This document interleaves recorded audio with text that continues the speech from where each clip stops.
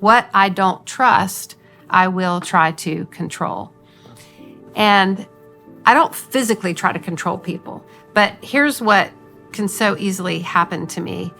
I want to be able to think about all of the things that I can say to help bring the narrative back to what I think is best. And I want to make sure that people know, like, if you make this decision, I can see a train wreck happening down here. I can see the train barreling towards you, and I'm not sure that you can see the train barreling towards you. And if the train hits you, it's also going to impact me. And if the train hits you, it's also going to impact me.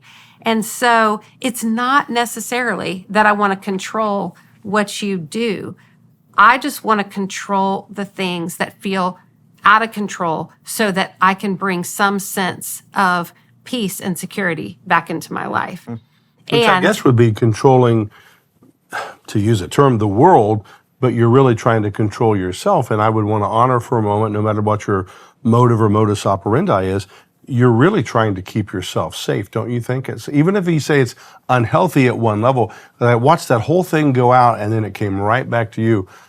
I heard you say you want to keep yourself safe. I want to keep myself safe. Yeah. That's my Makes ultimate sense. motivation. But where I get in trouble is, and oftentimes my thought spirals and won't land, is because I'm trying to control something that is completely out of my control. I will thought spiral around the decisions that you're making. I cannot control your decisions. Right. I can't control what you do, what you don't do. But if what you're doing is impacting me, then somehow I feel like my brain kind of tricks myself into believing, no. There is something I can say. There is something I can do. There is something I can show him. There is something that a solution that I could possibly find that would make him finally wake up and go, wait, I'm making the wrong decisions here. And you're going to feel good in the moment, again, back to that brain chemistry, because you're going to be firing dopamine, likely to fire cortisol, the stress hormone in your body. There is a real sense of, like, what is a practical thing in the brain, soul, body of this is you will feel energized. I mean, even as I was watching you right there, you didn't look bored.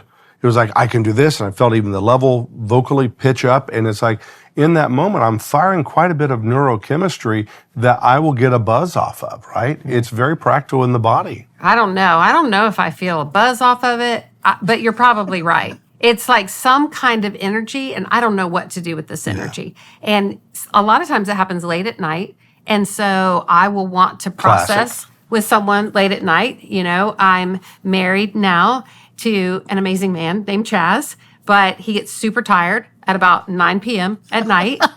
And if I come he's got to the him, spiritual gift of napping, Lise. He does. I tell you what. He has a Chaz spiritual can gift nap of at like, any time. he is 100%. And then he's 0. And so I at night, sometimes I'll just be like, oh no, like I just thought of something, and I'll start that spiral. I've got to control this, because if I don't control this, this is out of control. What can I do? What can I do? What can I do? And I will think in my mind, if we can just talk about it, then I can just verbally process it, get it all out. Then it's going to fix things. But what often happens is he'll go, honey, that is not a 9 p.m. at night discussion. Let's do it in the morning. Let's have that talk in the morning. And I'm thinking, that's nice, because you're instantly going to fall asleep. But then I'm going to be sitting here and I'm going to be thought spiraling all night long. And so recently we had one of these moments, and I'm like, no, it is a 9 p.m. conversation. You need to rally. You need to wake up, because we got to talk about this. We got to talk about this. And things didn't go well, because obviously that late at night, nothing is going to be solved. And actually, my thought spiral, inviting someone into my thought spiral, often doesn't solve the issue. Because what's happening is I want to feel safe. That's what I want to feel safe. But instead of me verbalizing, I'm scared I'm not safe, I will say, let's keep talking about it. If we keep talking about it, I know we're going to land, we're going to land, we're going to land. And my thought spiral just keeps going on and on and on. And it frustrates whoever I'm having a conversation with. But not only that, it exhausts me, because ultimately I come to the same conclusion every time. Which is? I cannot control what is outside of my ability to control. Okay, we interrupt this program for the following question. What did you do in that season? And we talked about it. But when you were alone, and I know there would be a time you maybe not be able to reach a friend. I noticed, by the way, caveat, that you're trying melatonin in the body, you're trying to go to sleep, you might have been stimulated, you do like to play card games and things, and you're coming there with Chaz. I want to see Chaz next time I'm seeing him. Say, Chaz, you need to put the words "for me" in there. Hey, 9 o'clock is not the time, because truly in health, he would say, "for me," because you're like, oh, it's the right time for me. What did you do in a season when there was no one right there with you and you had the same thought spiraling? You had to do something with it. Well, I had to get my thoughts out. And because I didn't have someone else to talk and verbally process it with, I would often fill my journal up with Option those one. thoughts. But now I feel like I want deeply to respect that 9 p.m. is not a great time of night to have my thought spirals and have an unrealistic expectation of Chaz to like want to talk about this for hours and hours and hours, because it's not even that I'm trying to get to a solution. Yeah. I just want to. You just want to process. I want to process it over and over and over and over. And what I'm really looking for is I'm safe, but it's not another person telling me I'm safe. I have to believe I'm safe for myself. And Great. that's where the thought spiral just, nobody else can fix it. Like nobody else can tell me that I'm safe enough. I have to believe that for myself. And so I've learned that over-processing with someone else, processing is good, but over-processing, especially late at night, it's not going to fix it. It doesn't, are you saying that tangibly it also doesn't even help you if you over-processed it with Chaz?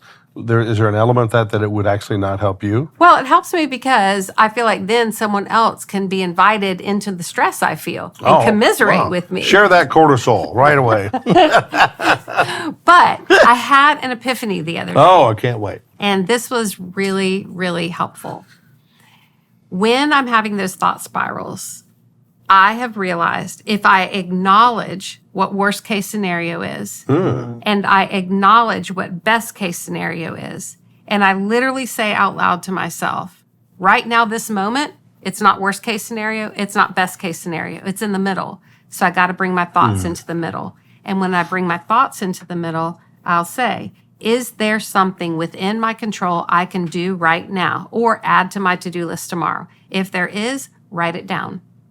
If there's not, that's where I have to literally physically close my eyes and mentally hand this over to the Lord. As in surrender? As in surrender. That's a good word. I cannot control what this person says. I cannot control what this person does. I cannot control if this person gets elected or that person gets elected. I cannot control whatever the diagnosis is about to be. I cannot control my adult kids and what they do and what they don't do and what they think and what they don't think and how they act and how they don't act. Like I cannot control those things. So what is it that I can do right now in this minute? And bringing my thoughts back to this moment helps me so much because it helps me not run too far into the future or run too far into like hoping for the best but dreading the worst, but rather acknowledging what is this moment, what can I do, and what is out of my control to do.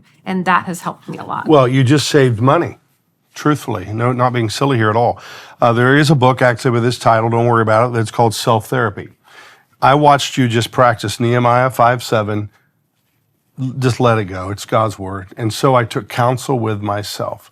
People are missing. I mentor and counsel so many people. You've got to get off of just being dependent on the therapist. Take counsel with yourself. What is your counsel? I am amazed living there. I thought you found your therapist. It is not Jim Kress, it's you.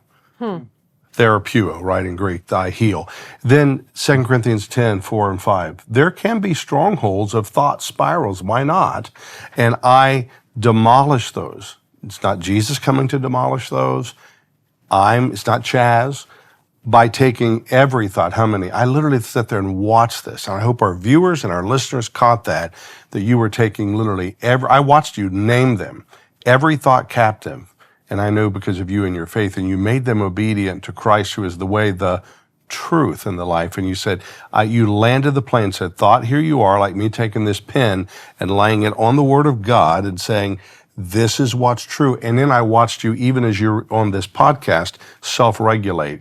You may not have caught that in yourself, but as you were doing it, it's like, this is this, here's the messy middle, here's what's true, here's what I can control. And that's why I mean saving money in therapy. There are a lot of people, I want people out of the therapy office once they've done their work to do self-therapy and just go with yourself and tell yourself the truth, especially late at night. Remember one last thing, the body again is trying to go unconscious. It needs to defrag the hard drive. It needs to let go of control. We go unconscious literally when we fall asleep. So that's where a lot of people at night rise up and they're being able to control things because their body that keeps the score is saying, let go off to sleep. And it mimics our coming death one day. The old timers all knew that. I will yield and let go and go off into the un or subconscious. Just want to affirm you. I watched you do that. And if you can do it, I can do it, and I do, and Joel can do it, and he does. And every viewer and listener can start practicing that counsel with oneself.